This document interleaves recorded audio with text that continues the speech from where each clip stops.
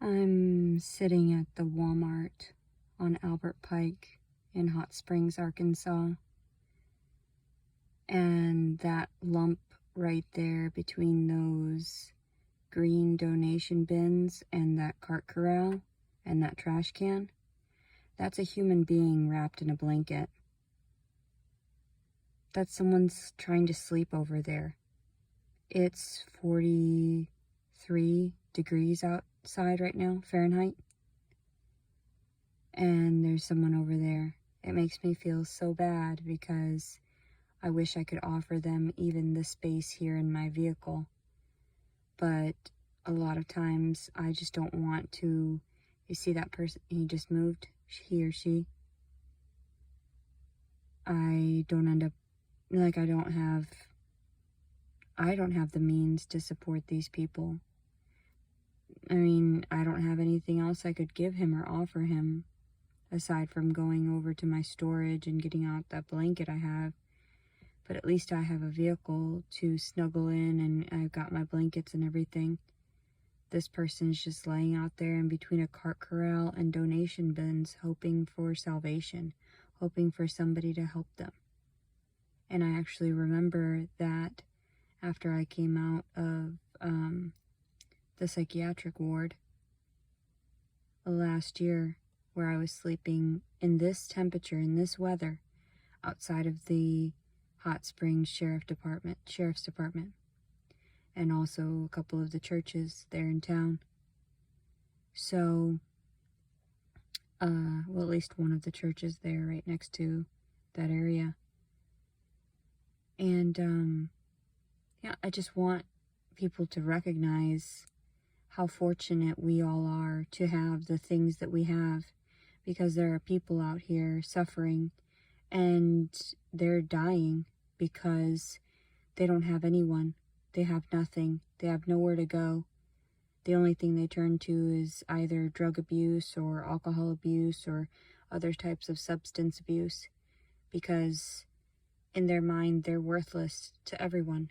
And I've been there. I've seen that. I know exactly what that person feels like. So just, knowing that I'm fortunate enough to have my vehicle at this time, and sure, it's on financing and I can barely finance myself and buy myself food and clothing all at the same time as trying to afford for the things that I enjoy. And I've been selling off all of my other material belongings. I have nothing barely in storage that's worth of anything. Nothing valuable.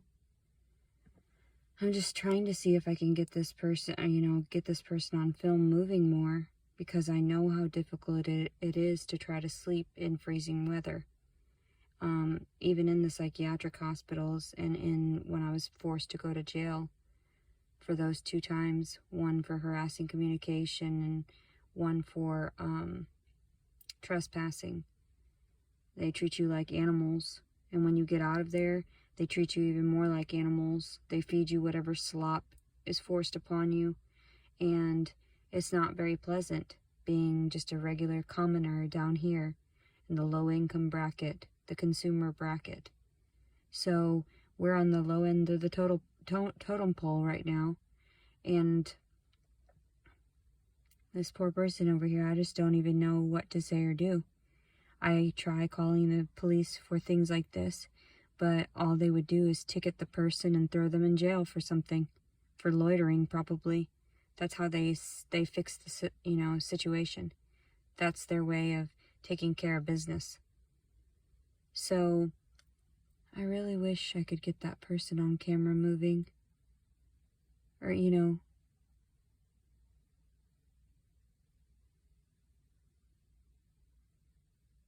little movement. You see that? They're trying to inform somebody that they're there, that their soul is seeking comfort, that they need help, wrapped in a blanket. That is so sad and distorted. I just don't understand how this comes to happen in the first world country that we're in, that everybody's trying to say we're doing great and we're number one, and capitalism rules, and the trickle-down effect is supposed to help people like us, when in actuality, look at that person, it's going to get down to 34 degrees Fahrenheit this evening. But nobody really cares about this person. Nobody cares about me sleeping in my vehicle in this parking lot right now. That makes me extremely sad. I've seen a lot of people living underneath the overpasses in Dallas and all these congested areas. And I would hate to be in their shoes as well. I know how fortunate I am to be as lovely, quote unquote, or pretty, quote unquote, or cute, quote unquote, because looks have a lot to do with it. And society's constructs are really backwards, where they don't recognize uniqueness as being an overall privilege. I enjoy being unique. I enjoy that I suffer before anything else, because I know that those that are not suffering have to have a duality at some point. So, a contrast to that happiness. What goes up must come down. So I'm just glad that I'm going through all of my suffering this entire life. People don't think I suffer because I smile so pretty and that I have my teeth that I've maintained. But that's just because I understood what society wanted when I was really young, and they wanted us to be pretty and act right and do good in the world. And so far I'm not doing the very best, aside from capturing some of this horror on film and what has happened to me, because I fell by the wayside, and I had to realize piece by piece that those around me were hurting me rather than helping me. So here's 7 minutes of somebody just sort of laying there in between. You can see when they move just slightly, and I bet if I honked my horn I could get them to move, but that's the saddest. I don't want to make them move. I know what that feels like, where that emptiness is, that deep, dark sorrow. Never wanting to leave that spot, just wanting to die there, or have somebody save them. Salvation. When in actuality, salvation comes when you pass anyway, because this realm is torture. Hell on earth. That person's suffering right now, and I'm over here chilling, about to smoke and go relax and sleep in the back seat of my vehicle on my nice mattress with my cozy pillow and my cozy blankets, because I got them through whatever means I could, and the government does support me through my disability and my insurance and everything, and I am grateful. People think that I'm always talking smack about everything. There's a duality in everything. There's a contrast in everything. There's a hypocrisy in everything, I suppose. Maybe not hypocrisy so much, just mostly the contrast. There shouldn't be hypocrisy. There shouldn't be any lying or manipulation. So I wonder, what was that person's story? Why are they sleeping out there next to that donation bin? What happened to them most recently? What transpired throughout their childhood to make them unwanted, just like myself? To make them less than human, just like myself? So, I pray for that person, and I pray that somebody will come along and understand and recognize and treat them to a warm meal and a warm bed for more than just a night, and understand that this winter might be cold too, but every winter is cold, obviously, and we should all have respect for one another and be able to share whatever resources we have. Instead, those that are rich decide to turn a blind eye to this. And those that know about it, they can't help these people individually because, like I stated prior, they're on some type of substance. So they're abusing substances, and there's really no help for people like that. And I was just like that, with my pharmaceuticals, not wanting to recognize that they were hurting me. 90 bars of Xanax a month. Who prescribes that? Murderers. That's who. People that want you dead. And that's what they used to prescribe me, 90 bars of Xanax a month after I lost my daughter. I guess that's a fate worse than death. Most people realize some of these torments, fates worse than death. I'm tongue-tied, I'm thirsty, I just brushed my teeth and flossed and everything, so I'm ready to lay down for the night.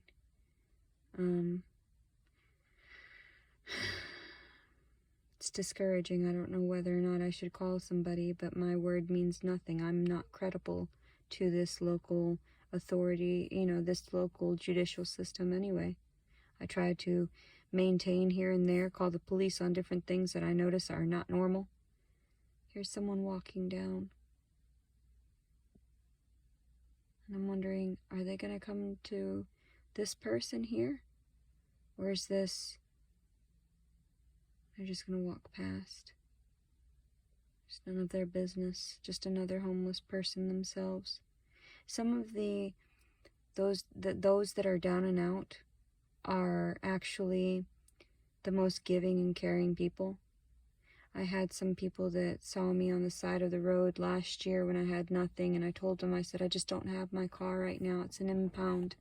I told the officers, this and that, I need your help, and I can't find my phone or my keys, and no one knew where they were. No one had them.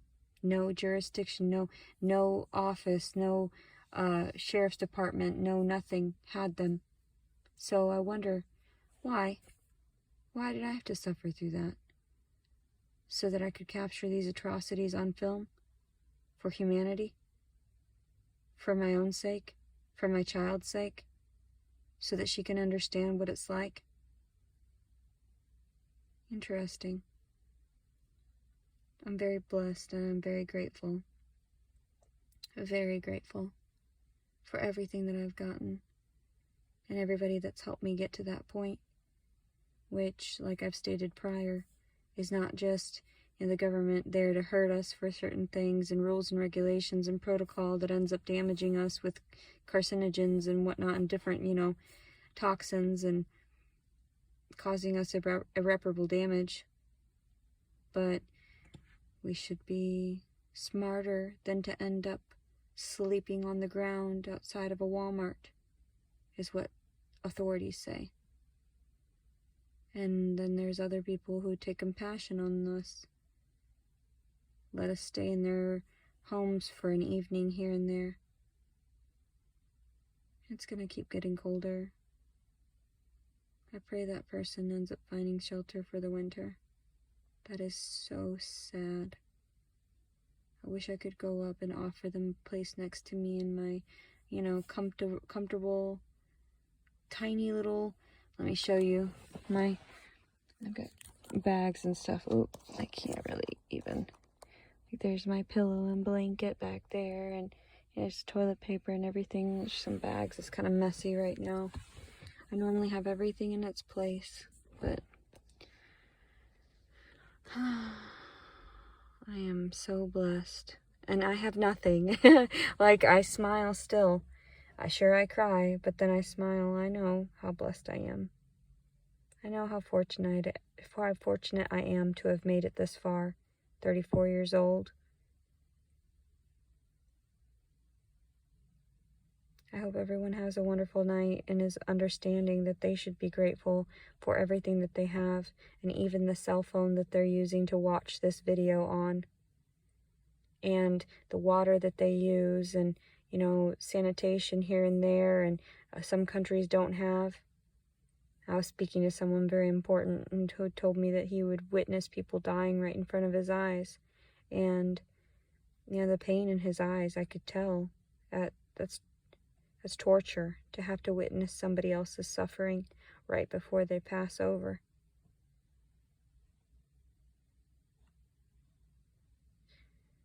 It just causes a ripple effect and pain within each soul. Anyway, have a great night, and hopefully somebody here at this Walmart working here or something will recognize that there's homeless people just chilling outside of their Walmart. Almost dying because it's gonna get, what, freezing? No, not quite freezing, but close to. That must be rough. People tell me I've got it rough living in my car, and I say, well, I'd rather freeze to death and take my chances in here than to keep continually getting abused. The system will always abuse you, regardless if you're not playing by the rules. That's how it works. Have a great night, everybody. Today is, well, technically it's after midnight. It's 1 o'clock in the morning on November 13th, 2021. Leticia Collins. Have a great night.